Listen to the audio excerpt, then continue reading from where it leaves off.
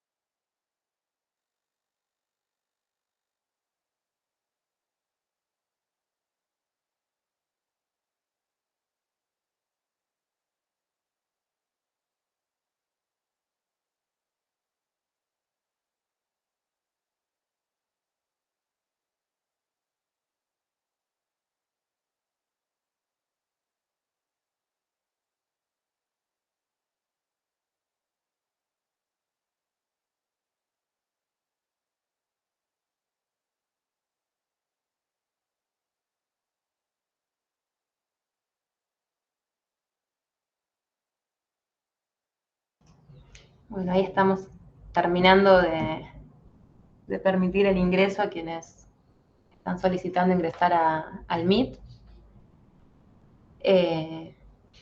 Faltan algunos, pero vamos comenzando. Bueno, bienvenidas, bienvenidos, bienvenides al curso del ISEC, del Instituto de Formación de ADIUNS, de Educación Ambiental, Ecología y Política. Esta es la primera edición del curso que se está dando en el contexto de la Ley Yolanda, que fue aprobada por Consejo Superior y fue adherida a la UNS a la Ley Yolanda, y que, bueno, con motivo de todo esto que se comenzó a gestionar, el año pasado, bueno, decidimos también con profes y desde el área de ecología de la UNS, bueno, proponer al ISEC este curso para iniciar. Primero, cuestiones administrativas antes de presentarlo al profe. Estuvimos intercambiando desde el viernes que cerró la inscripción con muchas y muchos de ustedes. El curso en su totalidad va a ser virtual, va a ser virtual. Por lo tanto, el lugar donde vamos a intercambiar, ya sea con los profes y con las cuestiones administrativas, mi nombre es Giselle Querejetti, quizás les llegue algún mail mío con cuestiones administrativas, es la plataforma de Activa UNS, en donde está el Moodle, que es la plataforma en donde los profes van a subir los materiales, en donde se van a hacer las evaluaciones, que son unos cuestionarios, ya sea para acreditar asistencia, como también para acreditar la aprobación del curso. Entonces necesitamos que todos estén con usuario de UNS Activa. Incluso hoy, hasta hace un ratito, estuve habilitando algunos que me estuvieron diciendo que ya se habían generado el usuario o que me confirmaron la dirección de mail. Bueno, por favor les pedimos que se registren como usuarios en UNS Activa y nos informen con qué mail se registraron para poder ingresar y tener acceso a los materiales. Sin cualquier duda, en todo caso, después de la clase me consultan. El curso son 5 módulos. 5 unidades. Hoy empezamos con Daniel Casano, que ahora los voy a presentar. Esas 5 unidades van a tener un calendario cada 15 días aproximadamente, que es el que les mandé por mail. Hay un cronograma en Usactiva, en donde pueden también acceder a los horarios y a los días en donde se va cada profe o cada par va a dar esas unidades. La idea es que esté en el canal de YouTube de Adiums, cargado hasta 48 horas. El miércoles a las 5 de la tarde aproximadamente ya esa clase se da de baja, por si no se pueden conectar por alguna cuestión. Y a partir de el miércoles a las 5 de la tarde se habilita el cuestionario sobre la plataforma Moodle, que es lo que ayudaría a acreditar la asistencia a esta clase virtual. Eso con cada unidad que vayamos viendo dentro del marco del curso. Hacia el final del curso, bueno, ahí se habilita un cuestionario un poco más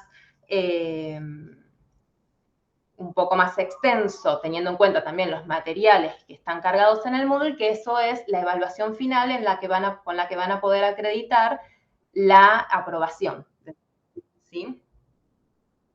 Cualquier duda, cualquier consulta, ya logueados en la plataforma Moodle a partir de la mensajería de Moodle o desde los foros, bueno, nos podemos intercambiar, ya sea conmigo, que voy a estar más en las cuestiones más administrativas, como con los profes si tienen alguna consulta. ¿Sí? Bueno, cualquier cosa, ese es el marco general, cualquier cosa nos vamos escribiendo. Pero bueno, no quiero demorar mucho más, ahí está el profe esperando para la primera unidad, ¿sí?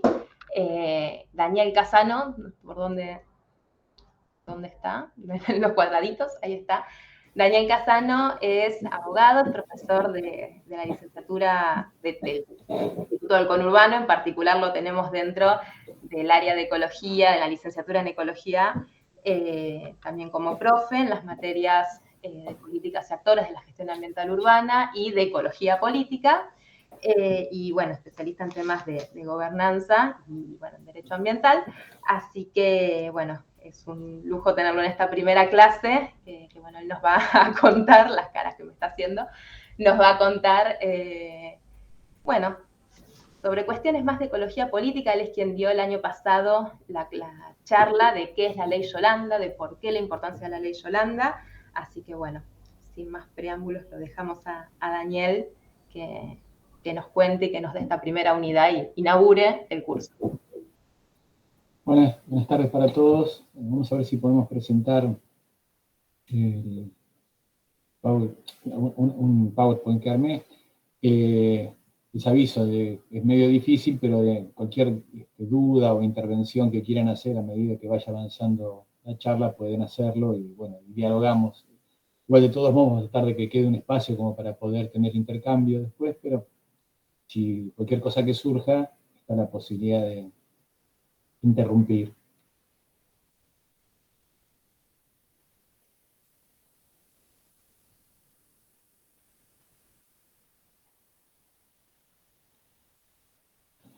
Bueno, en esta idea de, como título que le habían puesto, que es Introducción al Ambientalismo Popular, creo que una de las cosas importantes a tener en cuenta en esta cuestión es empezar a pensarnos cuál es la idea que tenemos de naturaleza y cuál es el vínculo que tenemos entre la relación sociedad-naturaleza. Un ejercicio que hacemos algunas veces durante las materias es tratar de ir pensando con qué nos identificamos más de estas frases que están allí en el cuadro, en función de si entendemos a la naturaleza como una construcción social o que no lo es, y que puede ser diferente en cada sociedad o es un concepto que trasciende y es permanente y es universal. Desde nuestra perspectiva, si hacen este ejercicio mental en este momento, después en todo caso también lo comentamos, el asunto es que tenemos como una idea de esta universalización de idea de naturaleza como que es igual en todas partes, o por lo menos todos compartimos esta cuestión. Y si empezamos a pensar lo que tenemos si podemos analizarlo críticamente, también empezamos a tener que ver el porqué de esta separación y por qué tenemos esta idea de algo como externo y ajeno a nosotros, cuando en realidad todo ser humano también es parte y tiene un componente de naturaleza. Todo, digamos, necesitamos respirar, alimentarnos, y todos esos procesos biológicos tienen que ver con algo natural, no estrictamente son sociales, más allá de la forma en que lo hacemos, pero esos mecanismos son algo natural. Y esto lo que también hace es que podamos ir pensando que esta idea de algo separado, algo externo, hace también la posibilidad de poder ser dominado, conquistado, apropiado. Entonces, esto también es una cuestión que tenemos que ver y que hace mucho a esta idea de cómo nos relacionamos con el entorno. Esta cuestión, aparte de la separación, ni siquiera es algo que está, es decir, son partes iguales o la relación entre naturaleza y sociedad es una relación igualitaria o equivalente, no. Simplemente hay una idea de prevalencia o de superposición de lo social sobre lo natural y que esto hace una legitimación de ese control y dominación de lo humano sobre lo natural. Y ese proceso de dominación se estructura socialmente. Y de alguna manera, si podemos verlo a través del tiempo, ha beneficiado a cuáles fueron las clases dominantes sobre el resto, sobre aquellos que han podido apropiarse o dominar sobre el resto de los demás miembros de la sociedad. Uno puede también encontrar mucho de esto en función de la tradición judío-cristiana y la civilización occidental. Se generaliza mucho con los descubrimientos, donde aparece también esta idea no solo de los elementos, lo que ahora podemos denominar como bienes comunes o bienes de la naturaleza o bienes naturales, sino también de las personas o de los seres humanos que habitaban en esos territorios también como parte de esa naturaleza. Y eso que favoreció una justificación, una ideología de un mundo social que se imponía sobre un mundo natural. Y eso en gran parte fue la justificación de la colonización y de la conquista. Entonces, eso tiene componentes sumamente importantes sobre nuestros comportamientos, sobre el resto de los elementos de la naturaleza. Vamos a ampliar un poquito más. Bueno, ¿qué podemos encontrar como razones para esto?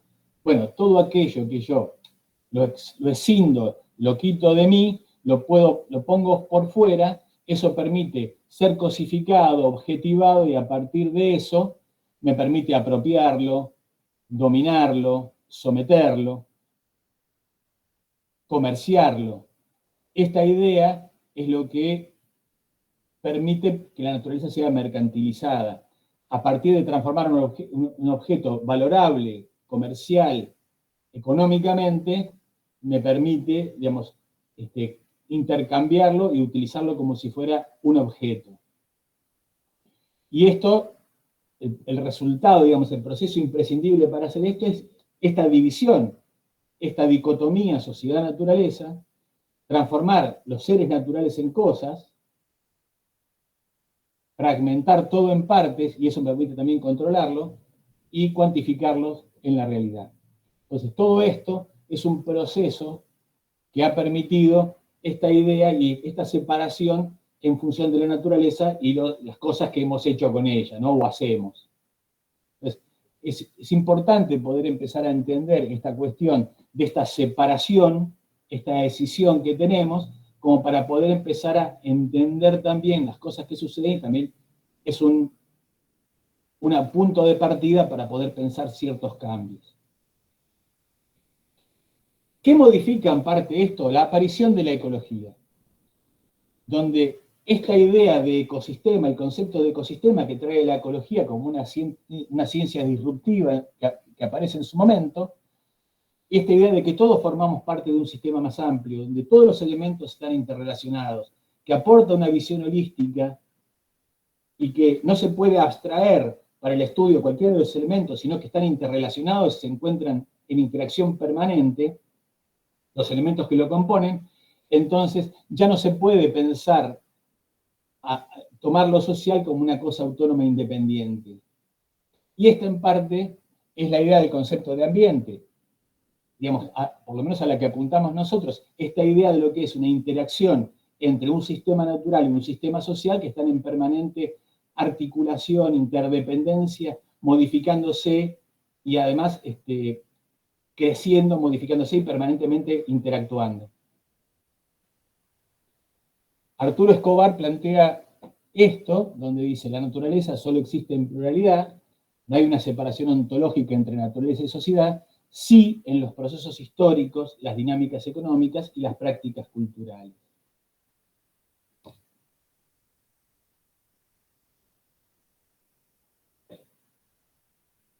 Bueno, otro de los elementos que tenemos que empezar a tener en cuenta para pensar a esta idea de componer un ambientalismo popular o una mirada diferente sobre las relaciones sociedad-naturaleza es pensar la historia. ¿Por qué es importante? Primero porque desde la perspectiva ambiental nos permite incorporar la idea de procesos. Y esta idea de que todas las intervenciones humanas que se van produciendo sobre la naturaleza son parte de una historia natural y que muchos problemas que nosotros podemos visualizar hoy tienen su origen en intervenciones que son de mucho tiempo atrás, muchas de ellas. Y esto también me parece que es importante ponerlo de manifiesto, en tanto que uno de los grandes logros del neoliberalismo es hacernos vivir solo en presente y hacernos perder esta idea de lo que tiene que ver con la historia y con los procesos que se producen, y ver solo el ahora. Nosotros lo que tenemos que también incorporar es la idea de poder ver desde atrás hacia adelante cómo se han ido generando las intervenciones que hoy tienen su origen y que posiblemente no las podríamos entender de otra manera. Y esto nos lleva a tener que ver el medio natural en que tiene lugar la actividad humana, las relaciones entre la actividad y las tecnologías, y las consecuencias en la organización social que produce la reorganización de la naturaleza, la experiencia acumulada en la cultura y cómo se van generando los valores, normas y conductas que caracterizan esas formas de relación del mundo natural dominantes en cada sociedad, y así orientándolas a la reproducción y la transformación de las mismas. Bueno, en esta perspectiva de mirada histórica aparece una mirada que habla del imperialismo ecológico. Y esto nos permite también ver cuáles fueron las condiciones que se produjeron a partir del imperialismo en cada una de nuestras, en las especies naturales y en las sociedades nativas también. Y cuáles fueron algunos de sus efectos negativos.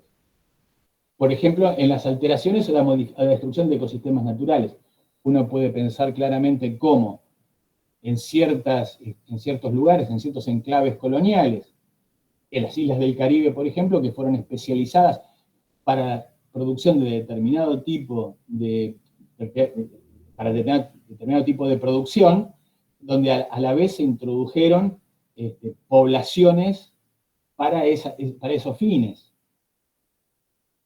Y las alteraciones que ha producido eso, o la desaparición de especies por la excesiva caza o la depredación que han generado con el bisonte, o la incorporación de especies exóticas con el impacto producido en los ecosistemas nativos. En Australia lo que fue la introducción del conejo, lo que nosotros podemos verlo aquí cuando se ha producido, por ejemplo, los problemas ambientales que ha generado la introducción del castor en Tierra del Fuego, o por ejemplo la liebre europea en la pampa húmeda. Bueno, hace poco estuvimos con estudiantes en Entre Ríos, lo que implica el jabalí o el ciervo axis en esas zonas por la sobrepoblación y el impacto en los ecosistemas naturales. Bueno, todo ese tipo de cuestiones ha tenido que ver con esta idea de desde la perspectiva imperial de introducir especies que son de los lugares de origen del imperio para como modificar el ambiente natural. La deforestación de las selvas podemos también traerla, digamos, por sobreexplotación y lo que implica la expansión de los monocultivos, la contaminación de ríos con metales pesados. Son todos ejemplos que tienen que ver con esta cuestión del imperialismo ecológico, que aparece como una mirada fuerte y sin dejar de tener en cuenta, por ejemplo, lo que implicó las enfermedades infecciosas que mataron a tanta población indígena en América Latina a partir de la vinculación con los nativos. Daniel, perdón. Sí. Acá hay una consulta por las diapos. Si las estás pasando, no se estarían viendo. ¿En serio? Uy, no. Bueno, sí, la estaba pasando. ¿Ahora ven? ¿La están viendo? No. Fíjate, ¿No? poner modo presentación por ahí. Sí, estaba en eso. Porque acá lo que vemos es el PowerPoint, digamos, toda la pantalla. ¿Y no ven más nada? ¿Pero no se ve pasar las diapos? A ver ahora, si las pasas. Ahora sí parece que se pasaron, pero... ¿Sí? Parecería que sí, ahora estamos en concepto de ecosistema, estas las primeras, sí. Ah, uy.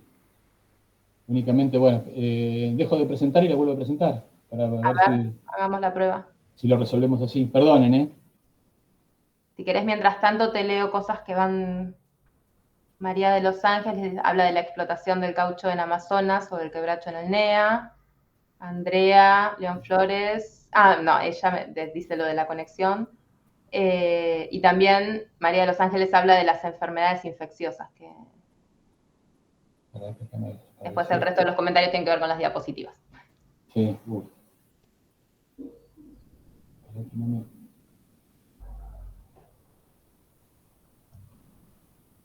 me permite compartir ahora.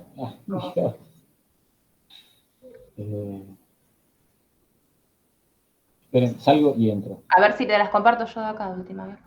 Fíjate a ver si... No, pero espérate.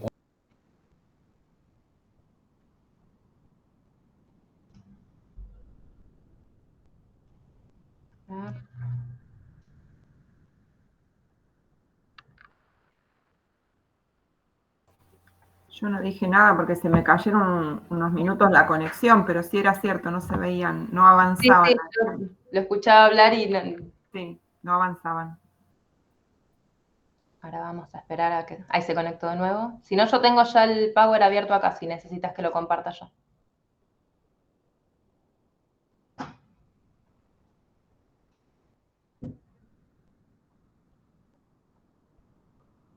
Hay quienes dicen que lo veían sin problemas y hay quienes dicen que no pasaba.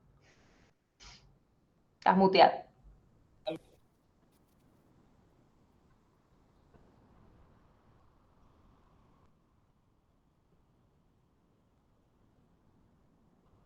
Acá está. A ver, estábamos... Historia. Estábamos en... Hasta acá la pudieron seguir en cuanto a el tema de imperialismo. Bueno, sigo. ¿Se ve, Giselle? Sí, ahora se ve. Estamos en enfermedades infecciosas, mataronse. Perfecto. Bueno, sí, continuamos. Bueno, todo esto, hay un autor que recibió muchas críticas porque, si bien fue uno de los que habló primero de esta idea de imperialismo ecológico, lo planteaba como una cuestión puramente biológica, un encuentro de regiones, y lo separaba de lo que tiene que ver en función de relaciones sociales de producción y lo que tiene que ver con las relaciones de dominación también. En ese punto hubo otros autores que retomaron el concepto, pero lo profundizaron y lo complejizaron de esa manera. Esto todo como para también puedan tenerlo. Hago una aclaración, vamos a tocar un montón de temas, la idea es ponerlos como disparadores, no vamos a poder desarrollarlos todos, pero la idea es que a ustedes les quede como una especie de hilo de todas estas temáticas que hacen a la comprensión y a la fundamentación de lo que podría ser un ambientalismo popular, ¿no? Bueno, a partir de esto nosotros podemos empezar a pensar distintas concepciones que se han ido dando para entender esta idea de, o dar respuesta a esta idea de separación entre sociedad y naturaleza. Y también hay una cosa que tenemos que decir fundamentalmente, que todo esto que estamos viendo en principio son cuestiones que aparecen desde los países del norte, los países centrales, como una preocupación y que esto se ha ido como bajando a nuestras sociedades y incorporándose en la discusión inicialmente. Entonces, lo que empezamos a poder ver desde la perspectiva de lo que tiene que ver con esta idea de empezar a encontrar la respuesta a esto, es como empiezan a aparecer distintas concepciones que se van ubicando en el marco de estas variables. Desde una perspectiva que apuntan una mirada más antropocéntrica hacia el biocentrismo, unas miradas más conservacionistas hacia posiciones más radicales. Todas ellas, de alguna manera, van planteando una mirada, digamos, digamos, desde una perspectiva más orientada a la conservación de la naturaleza y del statu quo a miradas más transformadoras.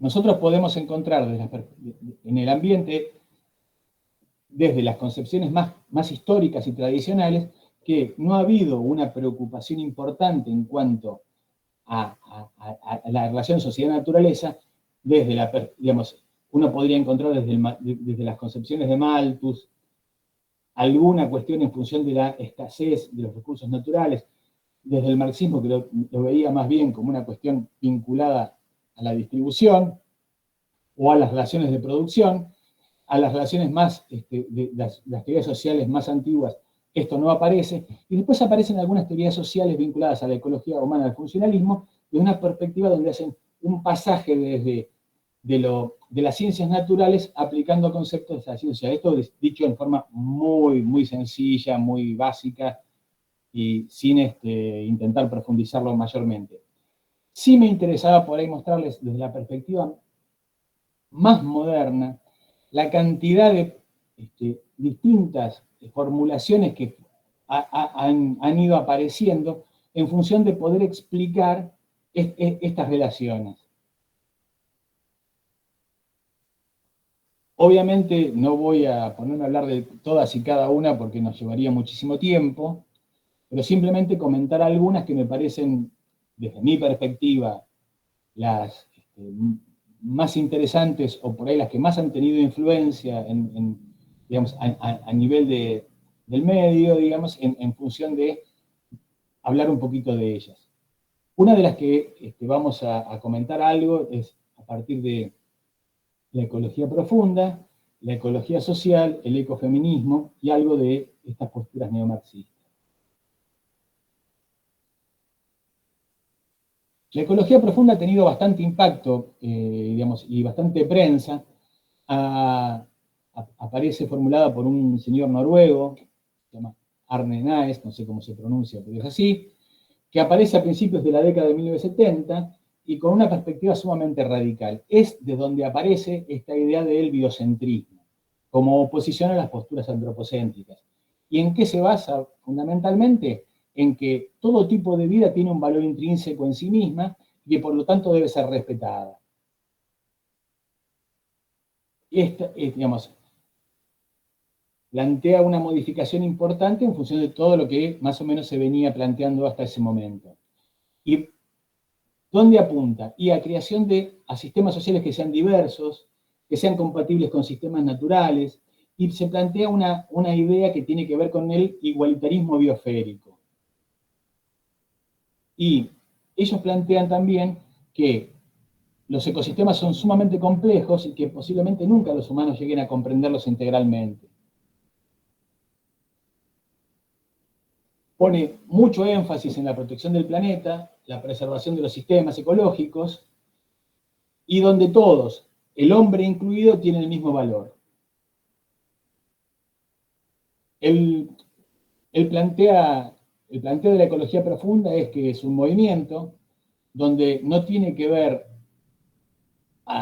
digamos, cuidar el planeta o hacer el bien en función del ser humano, sino por el planeta en sí mismo.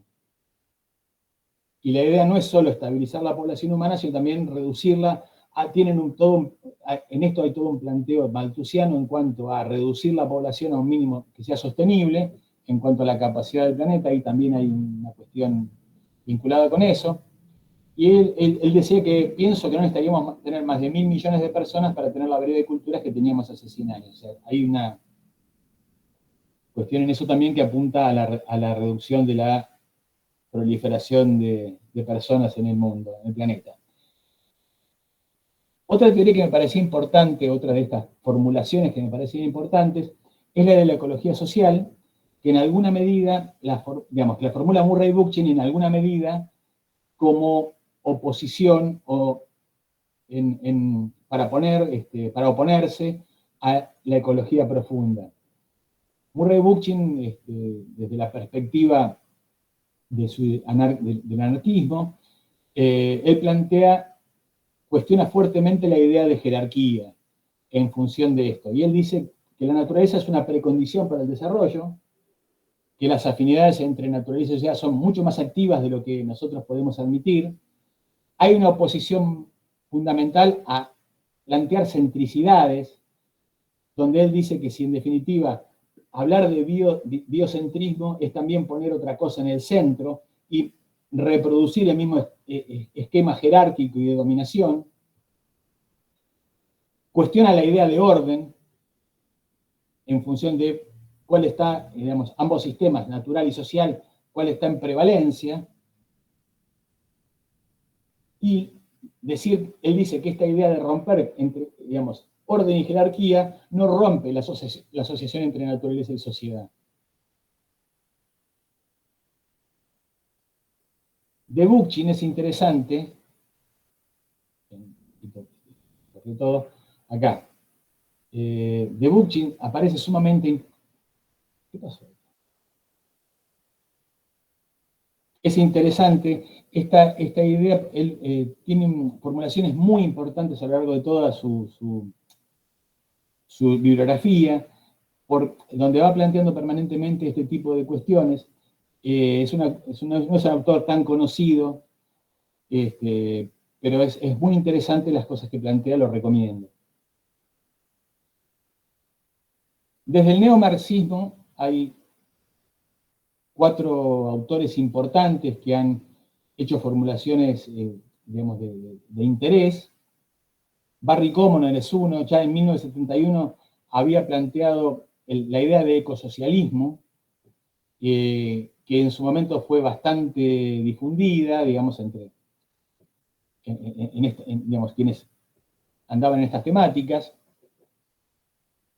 Después Alan Schneider, en el 1980, hace todo un planteo partiendo del análisis del proceso de producción y el consumo capitalista como una causa fundamental de la crisis ambiental. Y tal vez los que más han llegado hasta nosotros ha sido James O'Connor, donde en un trabajo muy interesante plantea, digamos, que existe una segunda contradicción del capitalismo, después de la contradicción, digamos, de clases, que es la ambiental. Tiene algunos trabajos bastante interesantes y que han circulado bastante, pero tal vez por ahí el que más también se ha conocido entre nosotros es Joan Martínez Alier, que él plantea, digamos, a partir de, él habla del ecologismo de los pobres, y él plantea que el tema es que los conflictos ambientales, los conflictos ecológicos son conflictos ecológicos distributivos y que tienen que ver con el acceso a los bienes naturales y que hay un problema digamos, de una mala distribución de los mismos, y eso es lo que genera situaciones de conflicto.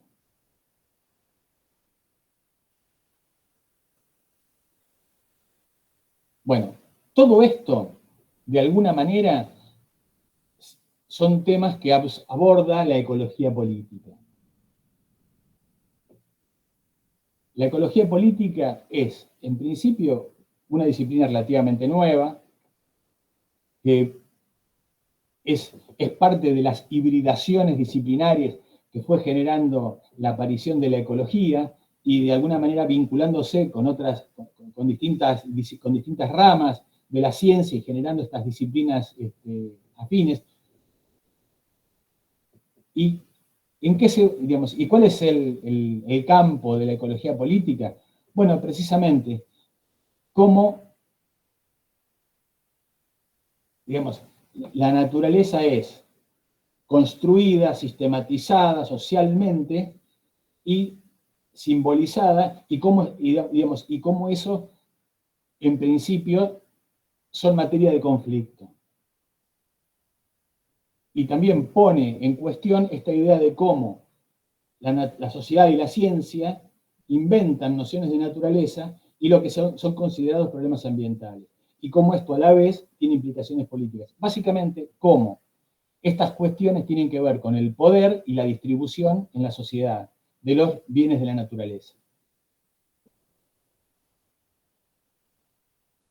¿De qué manera esto fue apareciendo de a poco y preocupándose? Bueno, uno podría encontrar que a partir de la década de 1960, cuando hace su aparición fuerte la ecología, pero a la vez aparecen los problemas ambientales en las sociedades desarrolladas, si bien había una preocupación científica que estaba consolidada y se proyectaba mundialmente, donde aparecen una serie empiezan a aparecer en los medios de prensa, digamos, y a nivel social, los problemas que estaban apareciendo fruto del desarrollo industrial en los países centrales, aparece una publicación que impacta fuertemente, que fue el libro Primavera Silenciosa de Rachel Carson en 1962. Ya en ese momento, años después, por ejemplo, en el Mayo francés aparecen cuestiones y autores como Guy Debord, que no es muy conocido porque tiene cosas muy interesantes planteadas en críticas a la sociedad y a la vinculación con la naturaleza, aparecen también. Y luego, a partir de 1968, el Club de Roma empieza a producir informes científicos que tuvieron mucho impacto en los años posteriores. Una de las cosas a mencionar, que yo siempre la cuento como es muy interesante a partir de lo que es el libro de Rachel Carson, de Primavera Silenciosa, es Miguel Grimberg, en una nota. Miguel Grimberg es un pensador que ha trabajado siempre en temas contraculturales y ha sido murió hace poco tiempo, uno de los, digamos, de los impulsores y de alguna manera generadores del pensamiento de la acción ambiental en Argentina, cuenta que estando en Estados Unidos, viviendo en la casa de un funcionario de una discográfica, encontró en su biblioteca, en forma casual, el libro de Rachel Carson en el año 64, cuenta él algo así, y que a partir de eso, él trae esas ideas a la Argentina, se vincula en lo que era en ese momento la red, la red contra los plaguicidas, y empieza a hacer difusión de estas ideas. Él, es interesante esto de cómo el impacto que tiene muchos otros pensadores o personas que han estado vinculadas a esta temática, en algún momento conectan su inicial interés en estos temas a partir de haber accedido a esta publicación. Bueno, ya en la década de 1970 es cuando empiezan a aparecer los movimientos, las organizaciones no gubernamentales, los movimientos sociales, tanto Europa y en Norteamérica. Básicamente eran movimientos de oposición a los perjuicios que estaban recibiendo a partir del desarrollo industrial en las ciudades en las que habitaban. El tema aparece la cuestión de lo que tiene que ver con la lluvia ácida, con la contaminación atmosférica, con la aparición de algunas enfermedades vinculadas a esto, digamos, en los centros urbanos. Entonces, aquí es donde aparece el activismo ambiental en las sociedades desarrolladas. Y empieza esta idea de una política verde basada en 4 principios. Lo que era, digamos, la ecología, donde implicaba la calidad de vida, una relación equilibrada sociedad-naturaleza, la idea de responsabilidad, justicia social, la idea de participación, de democracia directa, y la no violencia. Acá también es importante tener presente cuánto en la formación de estos movimientos sociales tuvo todo lo que venía de los movimientos alternativos, los movimientos hippies, el rock, el feminismo, como volcados, digamos, y todos los movimientos pacifistas, y todo el movimiento pacifista vinculado a esto, donde inciden claramente en la formulación de estos principios. También en la década del 70 se producen cuestiones importantes para la consolidación de esta temática, que fue la Conferencia de Estocolmo en 1972, que fue la primera conferencia de Naciones Unidas sobre medio ambiente y desarrollo, donde aparece fuerte desde el sistema político la preocupación por el tema, fundamentalmente por la presión social que venía, que tenían sobre los gobiernos, por los problemas que referíamos de siempre. Pero además, en este punto venía muy fuertemente influido también por lo que fue el informe del Club de Roma y una publicación llamada Los límites del crecimiento del Instituto Tecnológico de Massachusetts, que planteaba la idea de avanzar hacia un crecimiento cero como una solución a los problemas ambientales, diciendo que el planeta no iba a resistir un nivel de crecimiento tal como el que se venía dando.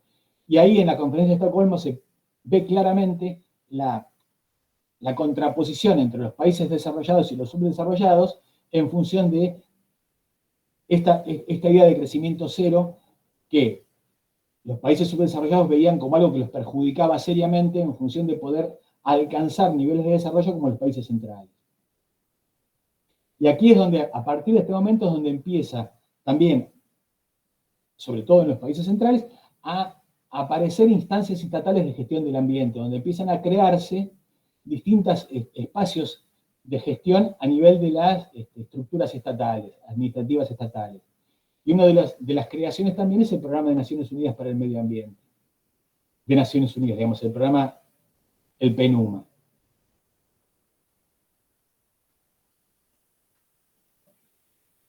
Bueno, toda esta configuración genera que en los países centrales también empiezan a aparecer, este movimiento social empieza a transformarse en acción política y la creación de los partidos, o sea, una acción política dentro del sistema de partidos y la creación de partidos verdes.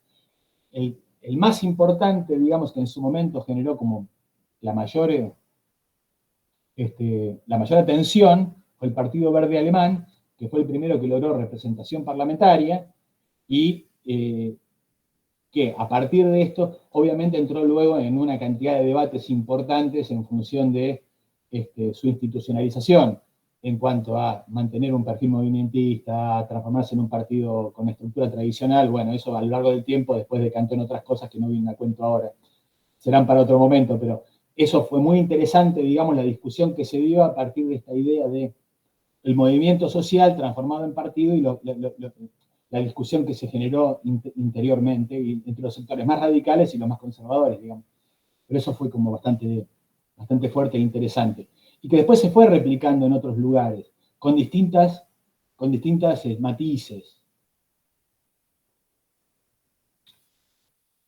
Bueno, en resumidas cuentas podemos hablar de esto: un ambientalismo de los científicos, luego las organizaciones sociales, actores políticos estatales.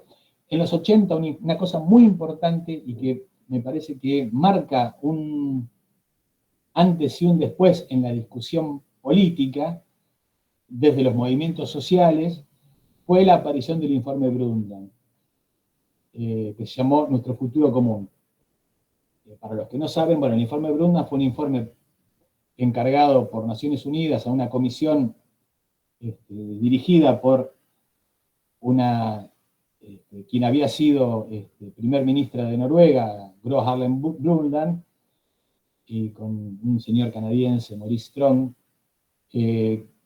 A partir de esta comisión produjo un material, un documento, llamó Nuestro Futuro Común, que es allí donde se plantea la idea de desarrollo sustentable. Y aparece fuertemente formulado el principio de equidad intergeneracional. Eso que todos habrán oído de preservar, digamos, las condiciones ambientales para las generaciones futuras, ¿no? Bueno, eso aparece, digamos, esa idea que aparece como desarrollo sustentable aparece, bueno, ya venía en otros documentos esbozándose, pero aparece fuertemente producida en este informe. ¿Qué es lo que podemos marcar de este informe Brundtland como un dato? Que hasta ese momento había corrientes muy fuertes dentro del pensamiento ecologista, ambientalista, de crítica muy fuerte al desarrollo de tipo capitalista y al sistema capitalista, y una conciencia muy marcada de que no había posibilidades de tener de mantener un vínculo con la naturaleza digamos, manteniendo el sistema capitalista tal como se venía generando. Lo que se plantea lo que sucede a partir del informe Brundtland es que la discusión se modifica. Ya no discutíamos el sistema capitalista, sino el desarrollo sustentable y cómo lograrlo. Entonces, fue muy fuerte el quiebre que produce en cuanto a la construcción ideológico-política que se venía generando a partir de este informe, donde ya la discusión se encuadra en otros términos. Y en los 90 es donde también ahí aparece muy fuertemente, y esto es un dato para tener en cuenta, sobre todo después de la conferencia de 1992 de Río de Janeiro, donde ya se discutía desarrollo con sustentabilidad, y que ya aparecen los actores económicos fuertemente lanzados a través de lo que es las políticas de ecologizar, digamos, el capitalismo, ¿no? O de ponerlo más verde. Digamos, aparece esta idea de la producción, no digamos que más vinculada a respetando ciertas cuestiones ambientales y demás, como una cuestión muy de mucho marketing, fundamentalmente, pero ya ahí es donde también aparece ya digamos, el sistema económico vinculado también a estas cuestiones. ¿Alguna cuestión hasta ahora? ¿Algo que decir alguien? ¿Alguna pregunta? Tenés una pregunta en los mensajes. Franco pregunta sobre los bienes naturales. ¿Qué serían? Sí. Pregunta si serían el agua, el aire limpio, la basura, la contaminación, un poco por ahí. Los bienes naturales serían aquellos que identificamos como recursos naturales. ¿Cuál es el cambio de sentido de hablar de recursos naturales a bienes comunes o bienes naturales? Si hablamos de recursos, lo estamos pensando y entendiendo solo en función de su aprovechamiento económico. Y su aprovechamiento económico en función de para qué le sirven a las personas, a los seres humanos.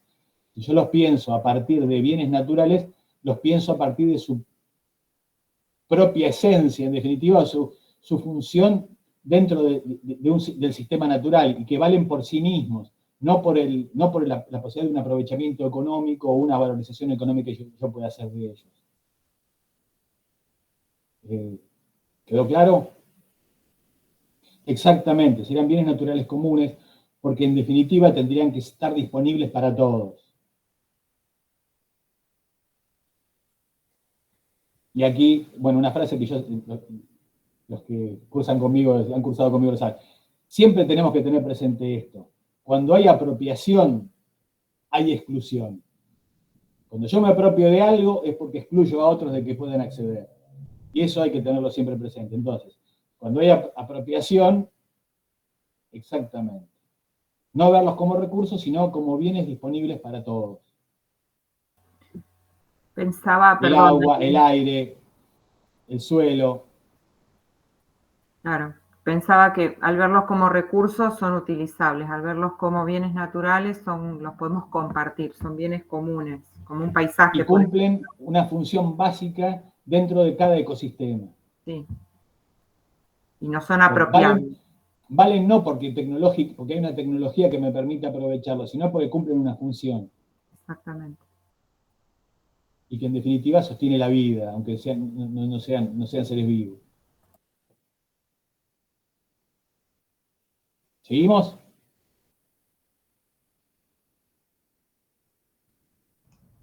No, no hay más consultas en el chat, así que sí. Adelante. Bueno, saltamos a otro temita que se vincula con esto, y que estaba dentro de los términos, que tiene que ver, y esto fundamentalmente, que tiene que ver con lo que hablamos recién, la idea de justicia ambiental. Hay todo un movimiento de justicia ambiental que estaba dentro de toda esa llave que yo les mostraba de las distintas concepciones. Y la justicia ambiental aparece, también es una idea que aparece sobre todo en Estados Unidos,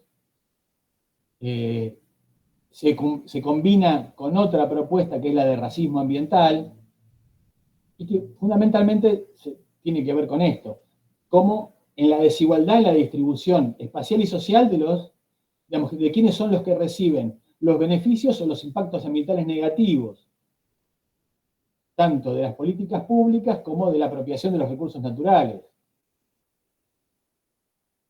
¿Y quiénes son los que van a recibir los impactos? O sea, no van a poder acceder a los bienes o a las cuestiones positivas, pero van a estar afectados desde la perspectiva negativa. Bueno, los grupos sociales que están más desaventajados, más desfavorecidos socialmente, los más vulnerables, las minorías étnicas.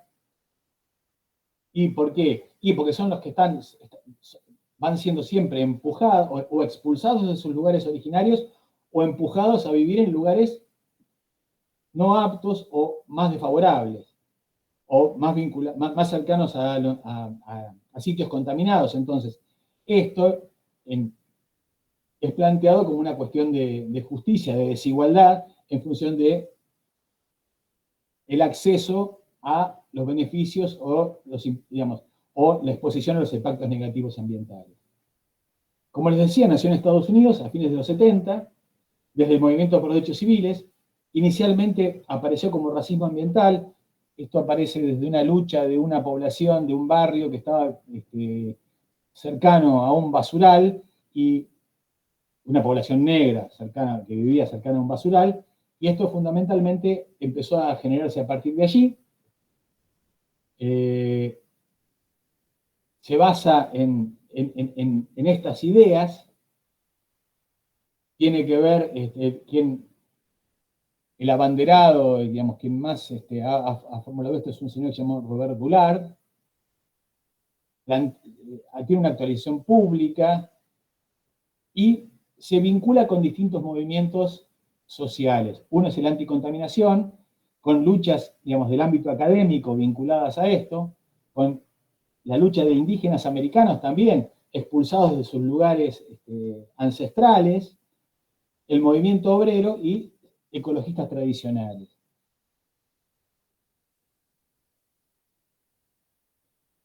¿Qué plantea Robert Goulart? Bueno, él dice, las raíces de esta injusticia son la discriminación racial en la vivienda, la planificación del uso del suelo y la zonificación. Para ello se utilizaron líneas de demarcación en raza y clase para confinar y segregar a individuos y comunidades. Este patrón histórico se mantiene hasta nuestros días. Aquí nosotros podemos plantear que tenemos una larga tradición en la lucha y la formulación desde los sectores populares por la justicia social. Si nosotros entendemos que ambiente es la conjunción de dos subsistemas, natural y social, claramente justicia ambiental es justicia social y justicia social es justicia ambiental. No hay una decisión entre ellas, sino que es simplemente empezar a mirar otros aspectos de la justicia social que tienen que ver con esto. De todos modos, la lucha por la tierra, la lucha por los recursos naturales, por la distribución de los beneficios, estuvo presente como luchas en nuestro país, en nuestra sociedad, por lo tanto, es algo sobre lo cual debemos trabajar para incorporarlo, pero tenemos una tradición en esto.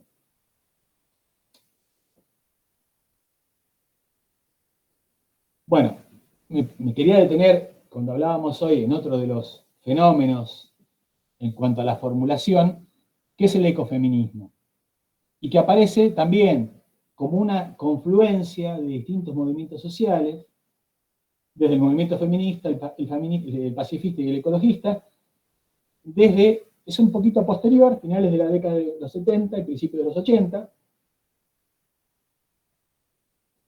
Hay una cuestión interesante que recupera el ecofeminismo, que fue la lucha de campesinos y artesanos que lideraron mujeres en la India, que fue lo que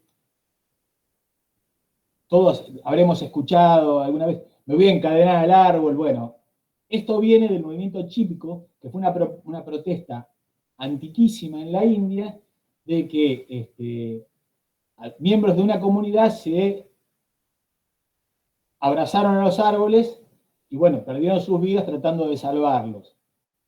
Esto quedó como una cuestión simbólica y que de alguna manera ha sido repetido y, digamos, quedó como una especie de mojón, digamos, recuperado por el movimiento, digamos, y siempre en esta idea de, digamos, lo que tiene que ver con una lucha vinculada a lo ambiental. ¿De dónde viene la cuestión ecofeminista? Bueno, la primera fue una francesa, Françoise Dubon, que ella decía las mujeres debían ser consideradas cultura, no naturaleza.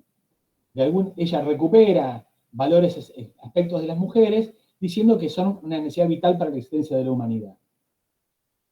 Él, en 1974, en un libro, El feminismo y la muerte, critica la modernidad, establece una conexión ideológica entre la explotación de la naturaleza y la de las mujeres, y el control de la fecundidad de las mujeres y la fertilidad de la tierra por parte del patriarcado.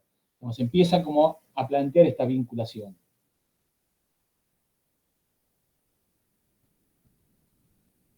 Dice que hay que superar la queja de la mujer, digamos, y la defensa a ultranza, y proponer una perspectiva cultural y constructivista. Ella dice, la causa inmediata de los problemas presentes y la amenaza del mañana es el sistema patriarcal, basado en la propiedad de la fecundidad y la fertilidad, de cuyas estructuras mentales y culturales han surgido otras que se han mantenido en todas las formas de organización social y económicas sucesivas.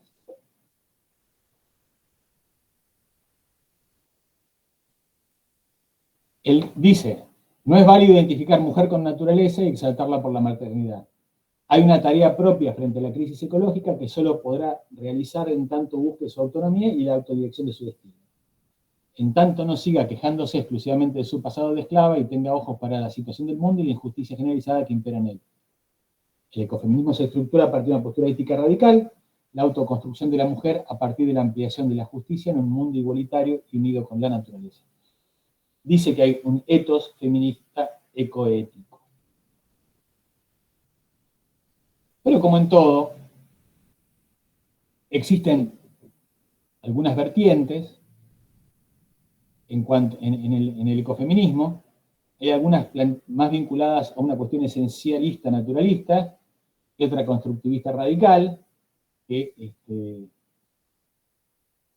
Las esencialistas naturalistas dicen que hay un vínculo natural de la mujer universal con la tierra, en tanto suelo, agricultura, bosques, y le dan a la naturaleza un carácter sagrado que la capta la esencia femenina, el desarrollo espiritual femenino, tiene una esencia especial, la vinculan con la maternidad.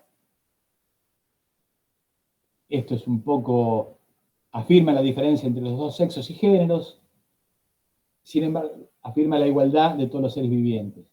Y la constructivista cultural dice que el vínculo entre la mujer y la naturaleza no radica en la esencia, sino en que a lo largo de la historia a la mujer se le han asignado el cuidado de los hijos y en el campo las tareas más elementales de la subsistencia, que mujer y hombre están ligados de manera íntima a la naturaleza, ambos dependen y son afectados por ella por igual. Dicen que no hay una mujer universal, sino pluralidad de mujeres con características específicas que dependen de las condiciones histórico-estructurales en las que viven. Y es una postura menos polarizada de la igualdad y diferencia entre varones y mujeres, así como con el resto de los vivientes. No hay uniformidad, tampoco dualismo ni diferencias radicales.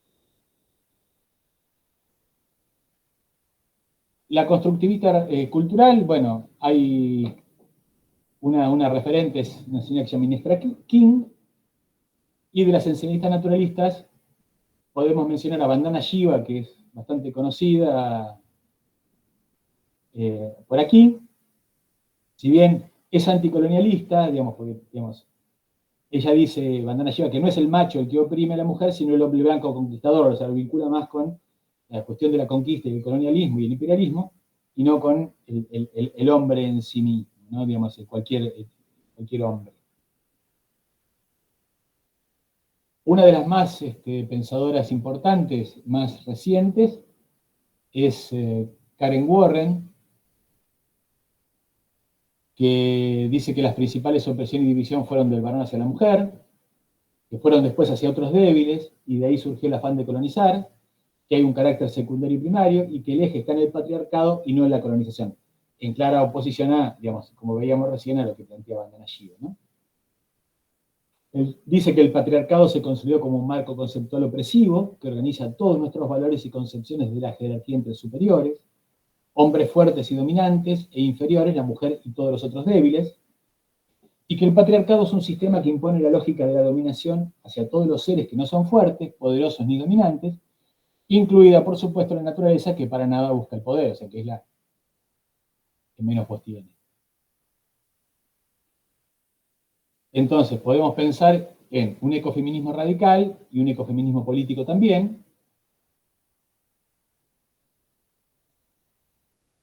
Y a ver, en términos de Warren, ¿qué significa lógica patriarcal o de dominación? Bueno, la lógica de la dominación es la justificación de la subordinación a la que son sometidos todos los seres distintos al hombre, mujeres, niños, ancianos, homosexuales, personas con capacidades diferentes, de color diferente, animales, plantas y la tierra en general. Y las características para identificar un marco conceptual opresivo es el pensamiento jerárquico, el dualismo de valores en los que los miembros son opuestos, excluyentes y se pone mayor valor en alguno de los miembros, la lógica de la dominación, que resulta ser la más importante para mantener el contexto, que es una estructura argumentativa que conduce a una justificación de la subordinación. Acá podemos linkear con algunas de las cosas que planteamos antes, en función de Murray Bookchin o de la justicia ambiental. Hay como ciertas cuestiones que se conectan entre sí. Y Vandana Shiva, podemos decir de ella, digamos, se basó en una experiencia del movimiento chípico y en la lucha contra el colonialismo, junto a Gandhi en la India. Tiene un activismo muy marcado en contra de la opresión de las mujeres y la naturaleza, y todo lo que sus publicaciones apuntan mucho a la resistencia en torno a la desigualdad de género, la explotación de la naturaleza y el colonialismo de las ideas de progreso y desarrollo en las comunidades rurales de la India. Bueno, esto como para que les quede una semblanza de esta obra.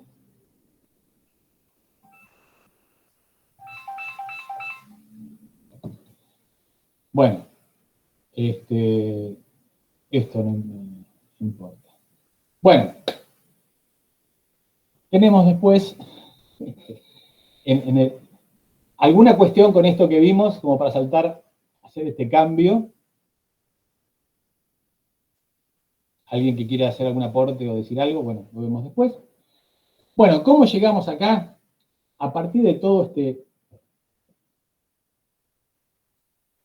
este bagaje que fuimos viendo, de alguna manera fue lo que desde la década de 1970 en la Argentina fue generando, un poco antes también, un pensamiento ambiental.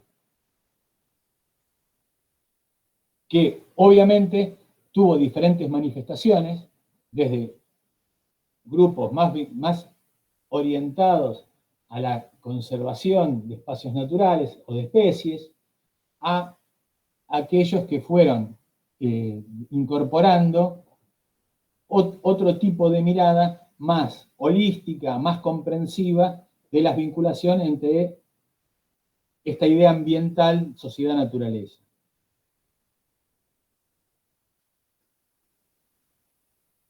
Esto, uno puede rastrear los orígenes de esto a partir de, primero, en 1972, cuando decíamos lo de Estocolmo, bueno, que ya algunos habrán oído hablar, en 1972 Perón escribe desde el exilio un mensaje que se llama Un mensaje a los pueblos y gobiernos del mundo, retomando estas ideas ambientales y diciendo que había que empezar a prestar atención a estas cuestiones. Un documento muy avanzado para la época, digamos, sobre todo que fue anterior a Estocolmo. Después de eso nosotros podemos encontrar como un antecedente importante en 1973 que se crea la Secretaría de Estado de Recursos Naturales y Ambiente Humano en la Administración Nacional, y allí es donde se designa en el cargo de secretaria a Yolanda Ortiz. Otro dato importante es que en el modelo para el proyecto nacional que se elabora en el marco de ese gobierno, se incorpora un capítulo vinculado al tema ambiental, como una cosa fundamental, digamos, en cuanto al desarrollo nacional. Después de esto, a partir de la dictadura de 1976, la dictadura cívico-militar, la Secretaría no desaparece, pero sí cambia de jerarquía, cambia de orientación. Jerárquicamente pasa a ser una dependencia de menor, digamos, hasta que, digamos, empieza a tener una serie de altibajos, pero recién empieza a tener como una mayor espacio dentro del organigrama a partir del gobierno de Carlos Menem, con una configuración más, digamos, mucho más importante y con mayor enfoque en cuanto a las áreas que abarcaba. En ese marco, en el año 1994, se reforma la Constitución Nacional. Pero la llegada, y ahí se incorpora el artículo 41, que ahí están viendo, que ahora vamos a leerlo y a hablar un poco de él, pero no se llega de una manera casual, digamos, si bien había toda una demanda para que se incorporara. A partir de la segunda mitad de la década del 80, se va produciendo en las provincias reformas constitucionales provinciales, comenzando por Córdoba, donde se va incorporando en cada una de estas reformas un artículo, o más de uno, vinculado al derecho al ambiente. Y se va desarrollando, digamos, como un estilo en cuanto a su incorporación, se va dando una línea argumentativa, por decirlo de alguna manera, de cómo se incorpora. Y de alguna manera también ese proceso se cierra con la reforma constitucional nacional, en cuanto a la consolidación de la incorporación de este derecho, que aparece no solo como derecho, sino con otras características. Y este artículo, digamos, resume un poco todo lo que iba apareciendo en las constituciones provinciales como un estilo de tomarlo. Que obviamente tiene que ver con un momento determinado, histórico, una cuestión de época, de cómo se venía planteando. Y dice el artículo 41. Todos los habitantes gozan del derecho a un ambiente sano, equilibrado, apto para el desarrollo humano y para que las actividades productivas satisfagan las necesidades presentes sin comprometerlas de las generaciones futuras, y tienen el deber de preservarlo. O sea, que podemos observar que hay una consagración del derecho al ambiente, y acá aparece el principio de equidad intergeneracional, satisfagan las necesidades presentes sin comprometerlas de las generaciones futuras. Y agrega la contracara del derecho, el deber de preservarlo. O sea, hay un derecho consagrado desde el Estado Nacional y una obligación de la población de preservarlo. Dice, el daño ambiental generará prioritariamente la obligación de recomponer según lo establezca la ley. O sea que, según la Constitución, quien produzca un daño tiene la obligación de recomponer, si eso fuera posible. Eso lo digo yo. Las autoridades proveerán a la protección de ese derecho, a la utilización racional de los recursos naturales, a la preservación del patrimonio natural y cultural y de la diversidad biológica, y a la información y educación ambiental. O sea que hay un mandato a las autoridades a proteger este derecho, a utilizar racionalmente recursos naturales, a preservar el patrimonio natural y cultural y la diversidad biológica, y a proveer información y educación ambiental. En alguna medida, la Ley Yolanda y la Ley Nacional de Educación Ambiental están respondiendo a esto, a esta última partecita. Y el tema del acceso a la información.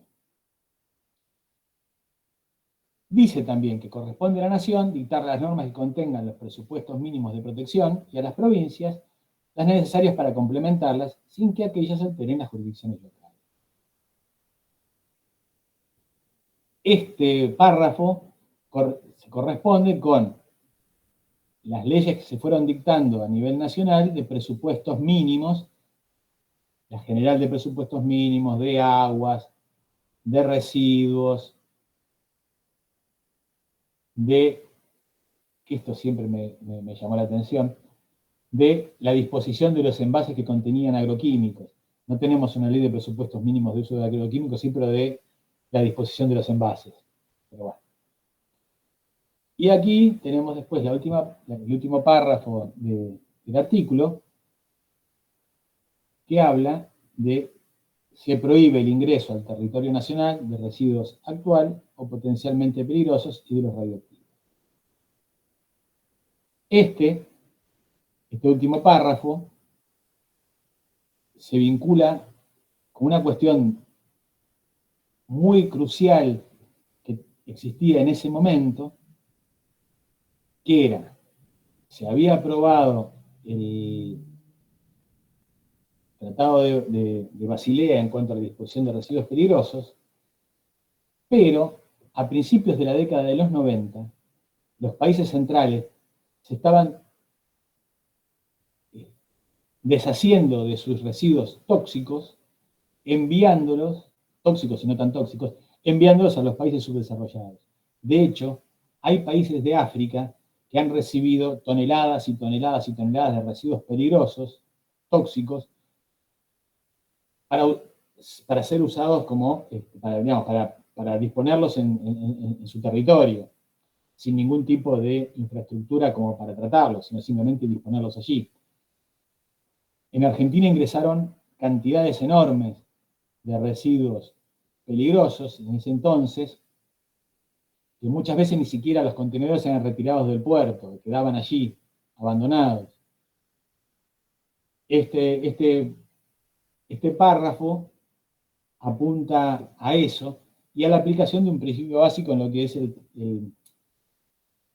la gestión de residuos, que quien produce un residuo tiene que ocuparse y hacerse cargo de él, es responsable de ese residuo que produce, y a la vez tratarlo, y a la vez, o sea, tratar de minimizarlo y tratarlo, o sea, hacerse cargo de él.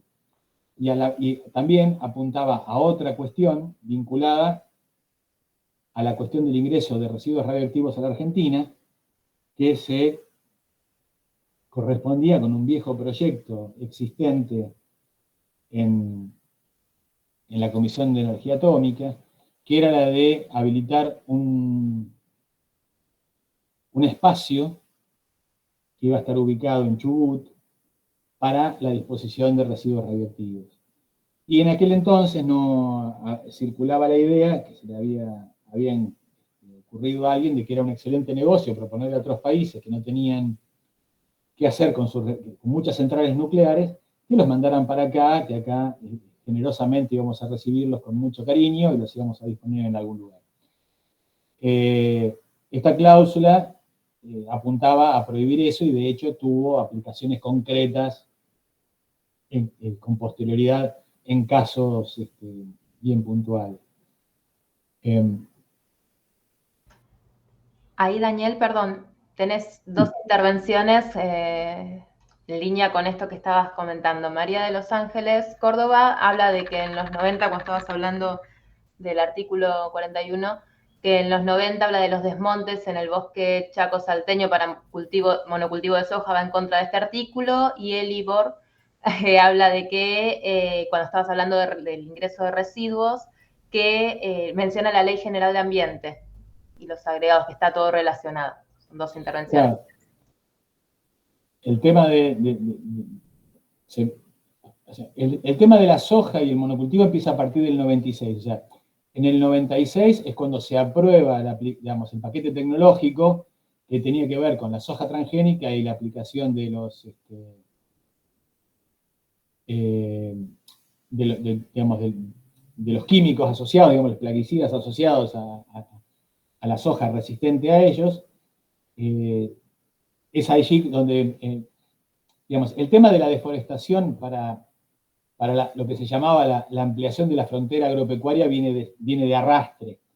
Se fue intensificando a partir de la aplicación, porque la posibilidad de utilizar la soja, digamos, las semillas genéticamente modificadas, hacen que suelos no totalmente aptos permitan también el cultivo. Entonces eso,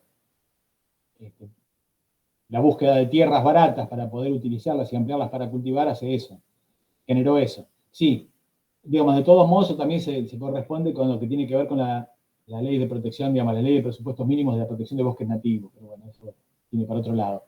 Pero tiene que ver también con eso, que es muy posterior, digamos, viene muy atrás. Bueno, y lo otro era, que la otra cuestión era... La mención con la relación con la Ley General de Ambiente. Ah, bueno, sí, también es muy posterior. La ley de presupuestos mínimos, la ley general, es bastante posterior a esto. Esto, en realidad, la ley 25.675 es una derivación,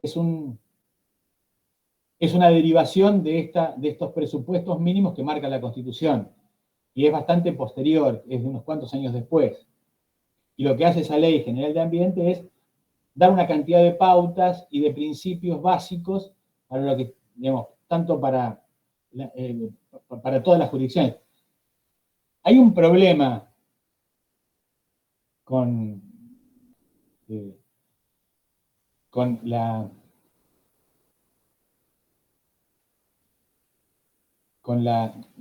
esta cuestión de presupuestos mínimos. Si yo, digamos, conjugo lo que es el articulado de la Constitución, el artículo 124 dice que el dominio originario de los recursos naturales corresponde a las provincias. Esto, digamos, esta que era una cuestión de debate entre nación y provincia, histórico, porque la Constitución de 1853/60 no decía nada, obviamente, de estos temas.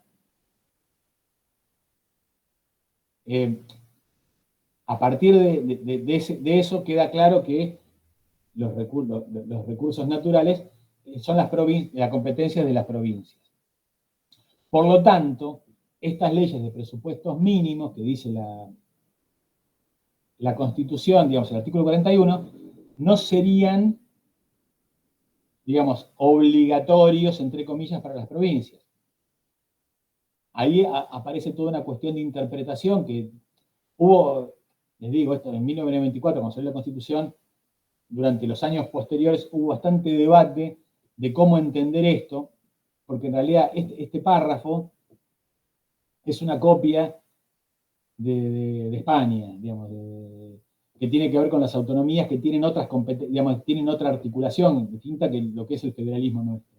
Pero no importa, eso... Perdón, Daniel, hago una consulta. Ese otro artículo de la Constitución Nacional es el que habilita luego la venta de territorios fiscales en las provincias. No lo habilita. Al decir que los recursos naturales son del dominio originario de las provincias, son las provincias las que tienen competencia para hacer eso de su patrimonio. Claro, y así vendimos toda la Patagonia. Sí, eso igual de todos modos también hay otras cosas que intervienen en ese tema, pero sería para una larga discusión. Pero bueno, lo que hay que entender es esto, que en definitiva hay que compatibilizar estas dos cuestiones vinculadas con esto. Sí hay una, ¿cuál es? Digamos, se los cuento como para cerrar esto, que lo que hay que tener en cuenta es que lo que se entiende es que estos presupuestos mínimos son un piso que tienen que todas las provincias garantizar en cuanto a lo que es la protección ambiental. Si hay leyes provinciales que son más protectoras o están por encima de este piso, bueno, vale la ley provincial. Y si están por debajo, valdrá el piso que fija la nación. Pero esto, claramente, se hace operativo cuando, y si hay una disputa judicial, o si hay alguna controversia, porque en definitiva, si no, no tiene una aplicación real práctica.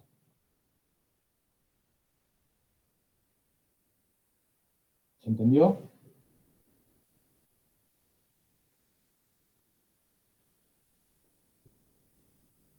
Sigo. Sí, supongo que sí, porque... No tenemos... Sí, se entendió. Bueno, me alegro. No, y hago una mención que con relación al último párrafo del artículo 41, hubo algunos convencionales constituyentes, entre ellos Juan Schroeder, que era un militante ecologista de mucha trayectoria, y que él, bueno, tuvo mucha incidencia en este párrafo.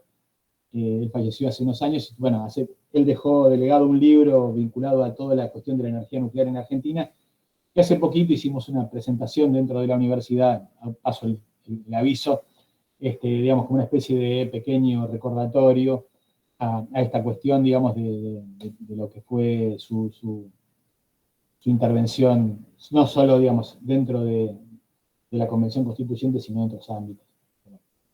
Hago el comentario. Bueno, ¿qué viene ahora? Acá esto nos marca una ruptura. Nosotros veníamos planteando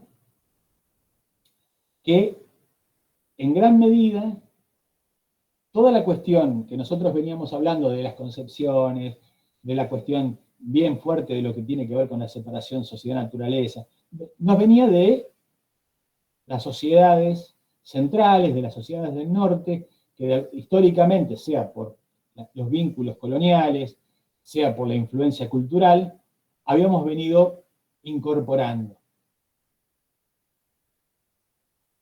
Y a partir de la década del 90, más o menos, empieza un movimiento, también de algunos autores, digamos, pensadores europeos, que empiezan a hablar de los derechos de la naturaleza.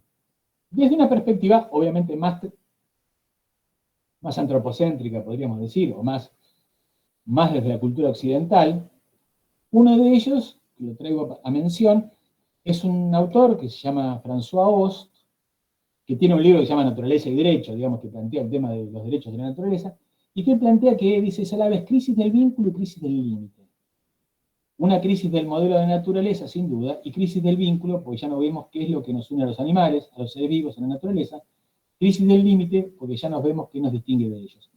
En definitiva, esta frase nos permite, esto que yo les decía, ver, que no rompe, digamos, si bien habla de los derechos de la naturaleza, no rompe la mirada antropocéntrica totalmente. Pero sí, lo que de alguna manera aparece como un hecho disruptivo en esta construcción histórica es lo que aparece con las reformas constitucionales en Bolivia y en Ecuador, donde allí se consagran los derechos de la naturaleza de esta manera. En la Constitución de Bolivia ya aparece en el preámbulo que dice: el pueblo boliviano, de composición plural, desde la profundidad de la historia, inspirado en las luchas del pasado, en la sublevación indígena anticolonial, en la independencia, en las luchas populares de liberación, en las marchas indígenas, sociales y sindicales, en las guerras del agua y de octubre, en las luchas por la tierra y territorio y con la memoria de nuestros mártires, construimos un nuevo Estado.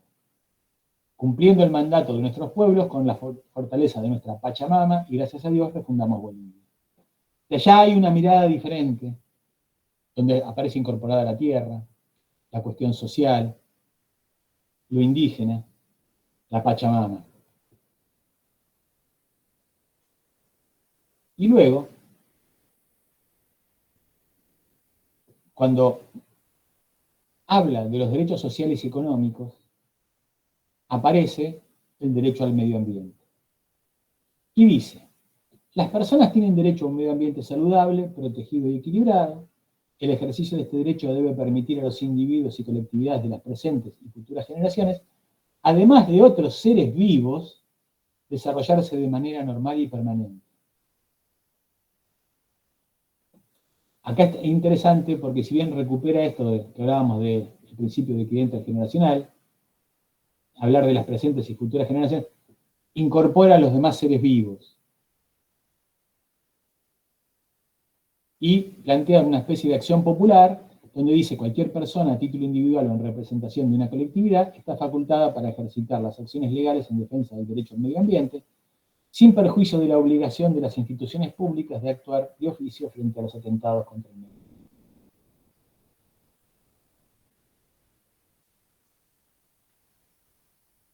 Bueno, y acá está también el artículo 8, donde dice: el Estado asume y promueve como principios ético-morales de la sociedad plural, no sé cómo se pronuncia, amaquilla, amalula, amasúa, no seas flojo, no seas mentiroso, ni seas ladrón, el vivir bien, la vida armoniosa, la vida buena, la tierra sin mal y el camino de la vida noble.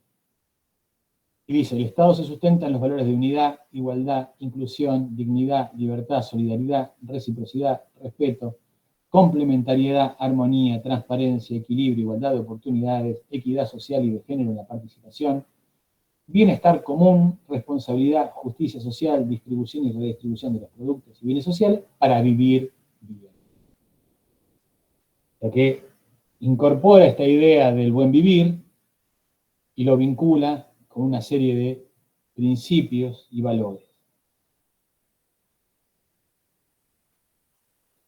Y luego tenemos la Constitución de Ecuador, que en este punto es como más disruptiva todavía, a mi entender. Dice: la naturaleza será sujeto de aquellos derechos que le reconozca la Constitución. Y dice: la naturaleza o Pachamama, donde se reproduce y realiza la vida, tiene derecho a que se respete integralmente su existencia, el mantenimiento y regeneración de sus ciclos vitales, estructura, funciones y procesos evolutivos.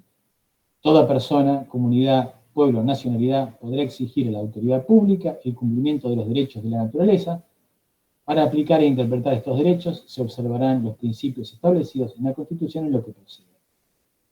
el Estado incentivará a las personas naturales y jurídicas y a los colectivos para que protejan la naturaleza y promoverá el respeto a todos los elementos que forman un ecosistema. Y acá enumera los derechos de la naturaleza.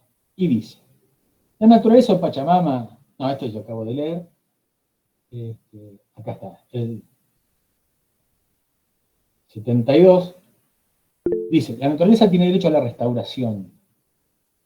Fíjense la diferencia, donde habla de, nosotros leíamos en el 41, ¿se acuerdan que decía, el daño tiene que ser restaurado? No, acá habla de que la naturaleza tiene un derecho a la restauración. Esta restauración será independiente de la obligación que tienen el Estado y las personas naturales o jurídicas de indemnizar a los individuos y colectivos que dependan de los ecosistemas naturales afectados. Acá... Y fíjense que lo plantea como algo independiente. O sea, hay un derecho, la naturaleza tiene derecho a ser restaurada, pero esto es independiente de la reparación que tengan los individuos o los colectivos que, digamos, que fueron afectados. O sea, que viven de los sistemas naturales afectados.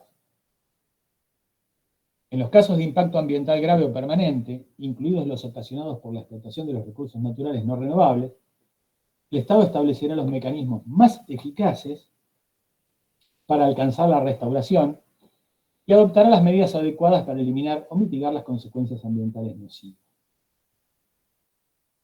El Estado aplicará medidas de precaución y restricción para las actividades que puedan conducir a la extinción de especies, la destrucción de ecosistemas o la alteración permanente de los ciclos naturales. Se prohíbe la introducción de organismos y material orgánico e inorgánico que puedan alterar de manera definitiva el patrimonio genético nacional.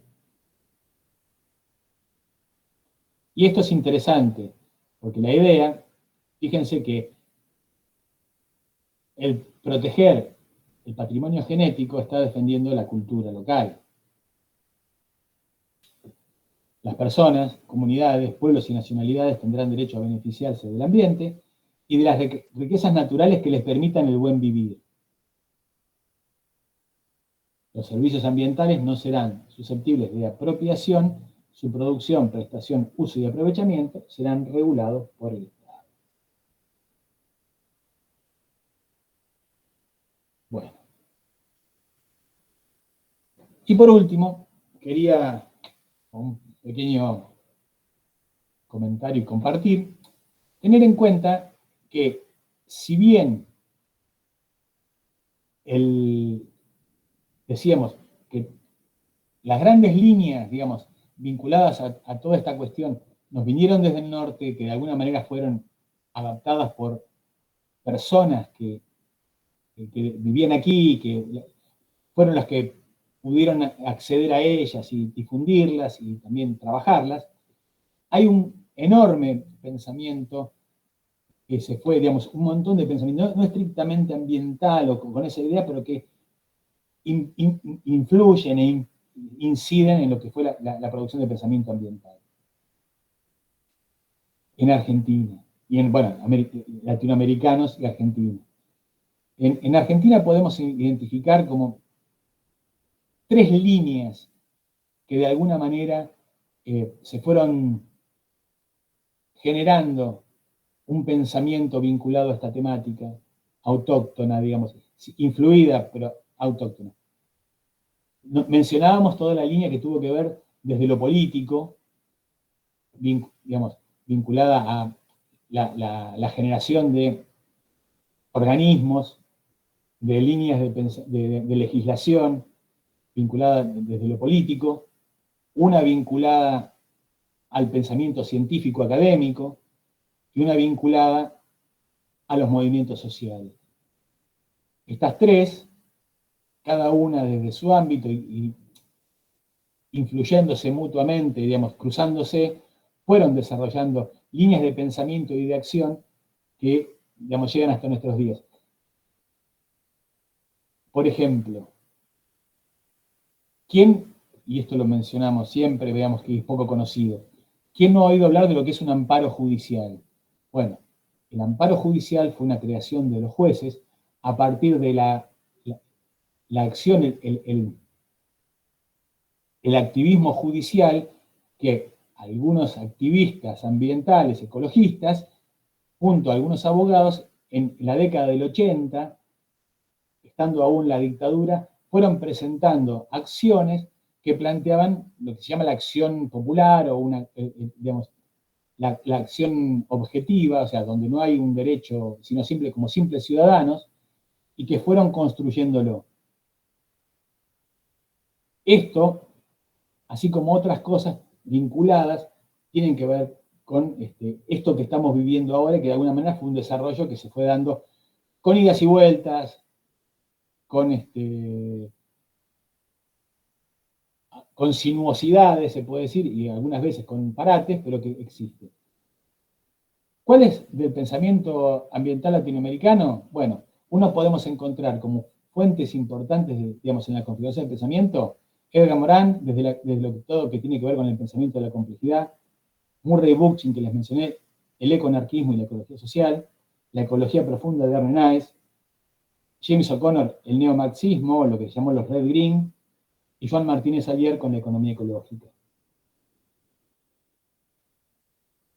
Y uno puede encontrar también, más atrás en el tiempo, a José Martí, a Carlos Mariatti y a Rodolfo Kusch, como pensadores que de alguna manera en su tiempo fueron aportando y vinculando la idea de la naturaleza, la vinculación con ella, con la tierra, con el campesinado, con los indígenas, con las culturas autóctonas.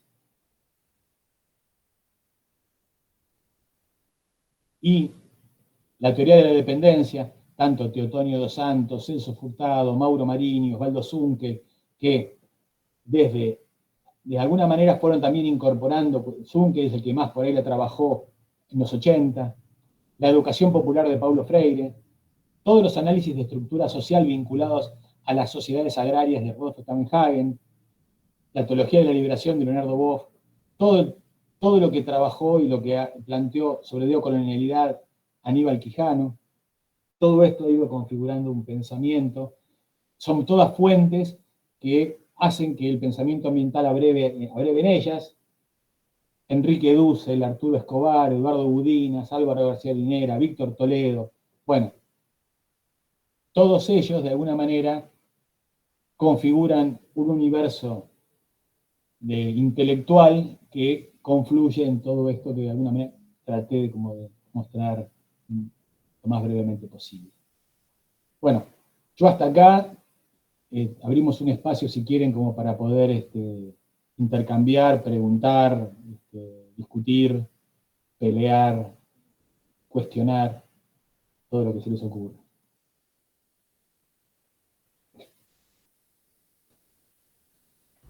Había levantado la mano. Y Boaventura también, ahí lo. Había levantado la mano una participante, pero me parece que salió de la reunión. Sí, salió.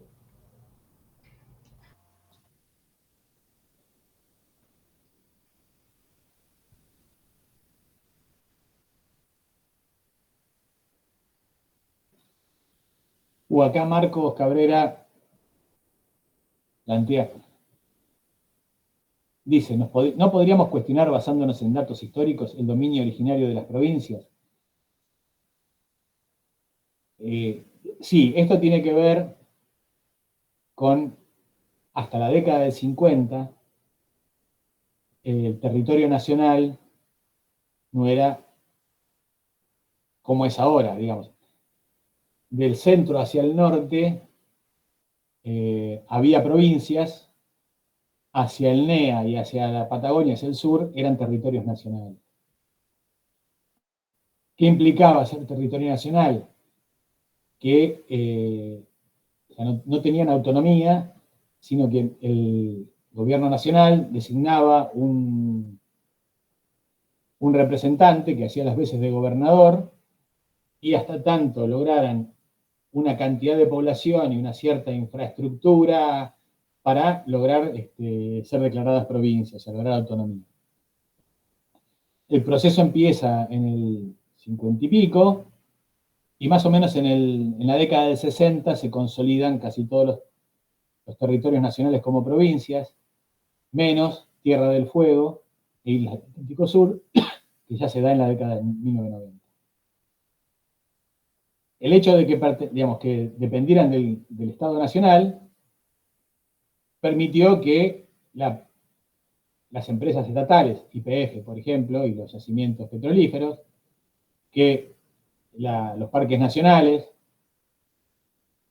bueno, que para muchas de las provincias siempre son vistos al día de hoy todavía como intromisiones, como de alguna manera como una pérdida de su territorio, digamos, como algo que fue extraído de su territorio y puesto en otro, digamos, y puesto en otra jurisdicción. A eso apunta esta idea. Lo que pasa es que todas las provincias, desde la perspectiva de su población originaria y demás, reclamaban esto, y eso fue, digamos, la cláusula, el dominio originario fue una especie de moneda de cambio en la década de los 90, con la privatización de las empresas del Estado para que empezaran a cobrar, esto les permitió cobrar las regalías por la extracción de los recursos naturales, por los recursos petrolíferos y demás de hidrocarburos o mineros de sus territorios. Entonces esto sí se podría cuestionar, pero el resultado es difícil. Pero en definitiva, sí, lo que uno podría pensar en definitiva, sí, más que eso, porque en alguna medida desde la perspectiva del federalismo también hay cierta justicia en que las provincias sean las que puedan disponer de lo que tienen en su territorio, porque de alguna manera, lo que sea que pase, también los impactos negativos son los que la sufren. También que tengan los positivos, digamos. Bueno, es toda una discusión para debatir. Es para debatirlo. Sí, es una buena apreciación, es una buena observación.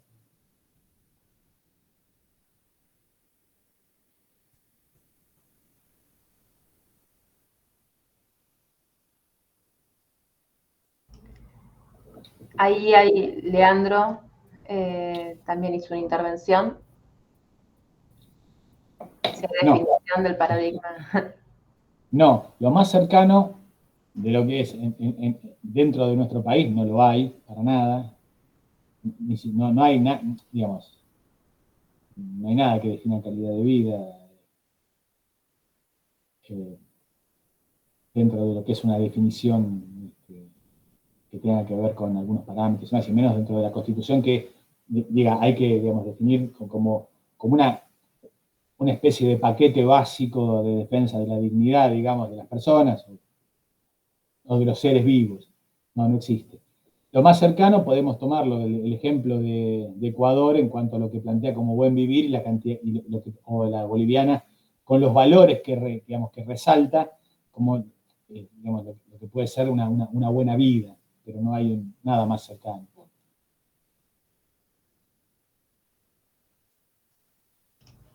Hubo otra intervención en el chat de Claudio que te consultó por las diapositivas. Sí, por supuesto, yo las dejo a disposición para quien las quiera. En todo caso las podemos subir al espacio de Moodle para esta unidad. Claro, que quede. Sí.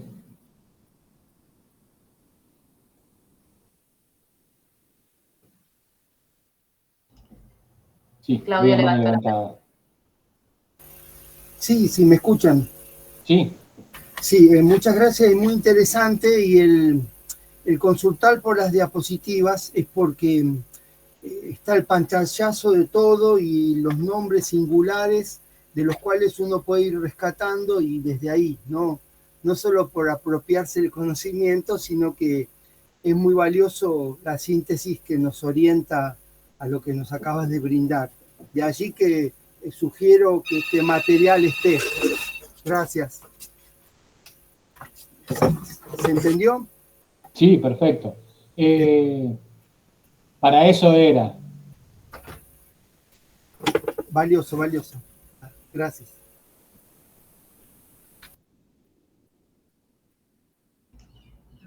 ¿Alguien más que quiera discutir, charlar, aportar, preguntar? Es ahora. Tenemos un ratito más. Bueno. Claudio levantó la mano. ¿Claudio? Sí. Última sugerencia para las cuestiones administrativas, para no olvidarse si alguien se va, debiéramos contestar al correo por el que nos convocaron al Meet para informar los correos de la alta activa. Eso digo, para reiterarlo por algunos que quizás no estamos, como en mi caso. Sugerencia. Sí, respecto a eso, mientras se les ocurren preguntas y debates, les puedo ir comentando. Sí, necesito, quien matricula en la plataforma soy yo. Entonces lo que estoy necesitando son, primero que se registren quienes todavía no están registrados. Generalmente si son externos a la universidad necesitan registrarse en la plataforma.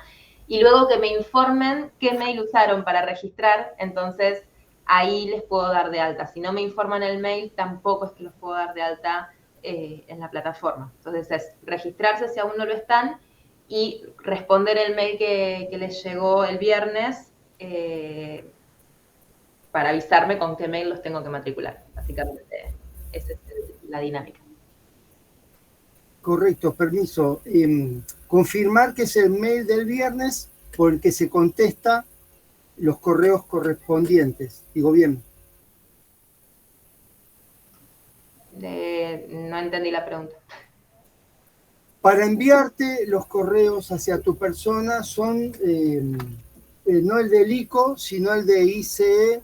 No, el del ISEC. Este curso va por el ISEC. Entonces, yo les respondo después desde mi mail personal, pero centralizamos todas las consultas en el mail del ISEC y luego, una vez que estemos ya con la plataforma, con el Moodle en funcionamiento y todos estemos ya en el mismo lugar, ya nos empezamos a manejar desde Moodle, pero ahora, hasta que nos demos todos de alta, sí, tienen que responder al mail del viernes. Bien, como sin acaparar y justamente tapando baches, le pediría a Daniel que, sin que sea la introducción del correo de lo que busca el curso, está bueno hacer un reconto de cuántas falencias y pérdidas que tenemos, o en el curso si vamos a generar alguna propuesta final, porque como que siempre hacemos inventarios de los desastres y ver si podemos hacer una propuesta final de superación. Por ejemplo, entre los desastres, insisto, con Manaos, que ha destruido territorio en gran cantidad, y vivimos haciendo reconto de los desastres. Digo, ¿terminaremos en el curso quizás en alguna propuesta, sugerencia?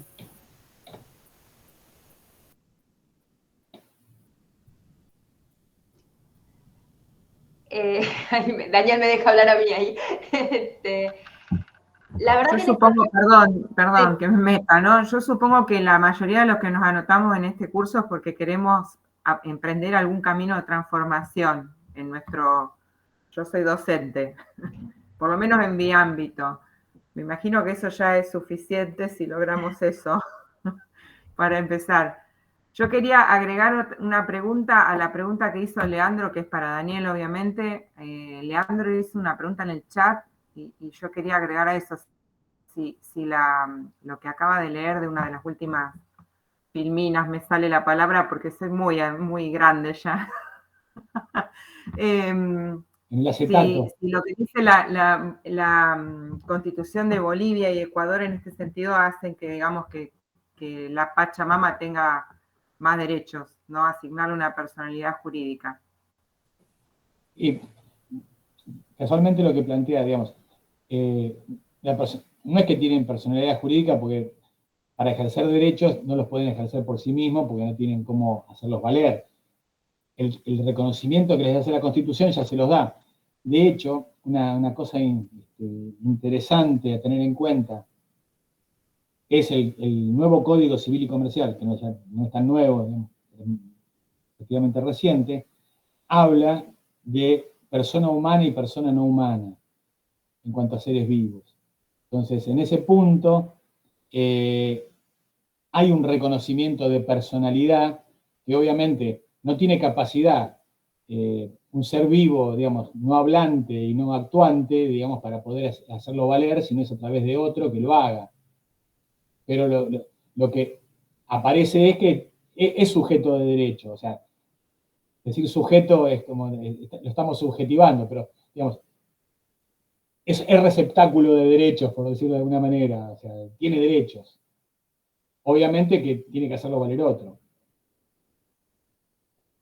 Y esto es una diferencia, porque, por ejemplo, esto que les contaba recién de los amparos, cuando, por ejemplo, el primer amparo importante que obtuvo legitimación activa, que fue el de las toninas, un grupo japonés quería llevarse toninas overas del Mar del Sur, y Juan Schroeder con Alberto Catán, que era un abogado que se dedicaba a estas cosas, un pionero. ¿Qué alegaron en la presentación? Que capturar esas toninas y llevárselas a Japón afectaba la vida. ¿Por qué? Y porque no estaba mensurado el impacto que podía tener en las cadenas tróficas la extracción de esos ejemplares, que en definitiva afectaba la vida. Ahora, se puede poner, ir directamente por los derechos que tienen, es decir, bueno, capturarlos es sacarlos de su ambiente, y eso afecta esa vida, no la vida de los ciudadanos argentinos que se verían afectados. Es un cambio cualitativo en ese sentido.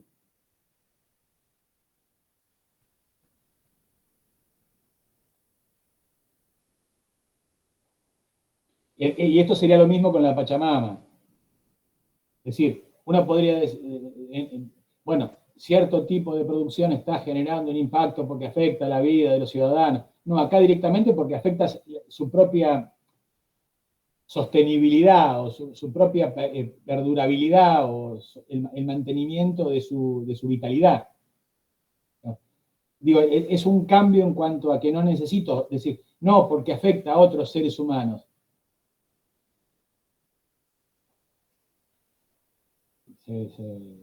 No sé si se entiende, pero digamos, sí, perfectamente. Es un cambio de mirada.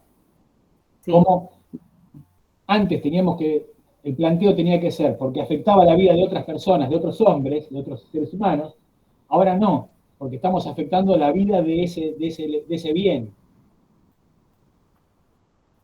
Efectivamente, sí. En el caso de las comunidades... del bosque o lo que sea. Claro, no, en el caso de las comunidades andinas, bueno, el concepto de Pachamama forma parte esencial de su cosmovisión, entonces todo lo que la afecta a todos los principios que le dan origen a la vida.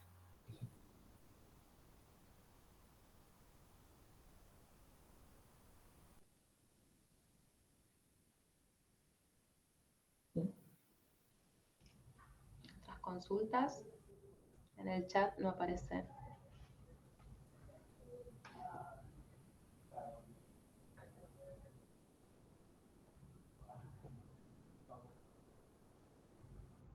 Bueno. Si no hay más.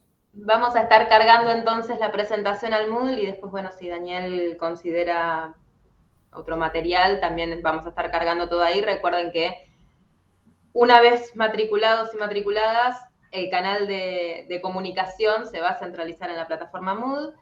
El lunes 2 a las 15, siempre en este mismo horario, vamos a tener la segunda unidad, que es los residuos y la economía circular, en la misma modalidad, con el mismo link. El link está en la plataforma también, o sea, pueden acceder directamente desde ahí. Ahí está, pues, me pongo a hablar, hago tiempo y ahí aparecen las preguntas.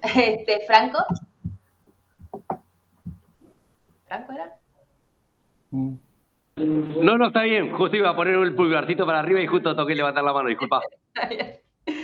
Yo digo, bueno, sigo hablando y aparecen las dudas respecto a lo que dijo Daniel. Así que bueno, si no hay más consultas para Daniel, más preguntas, más tema de debate. Bueno, muchas gracias.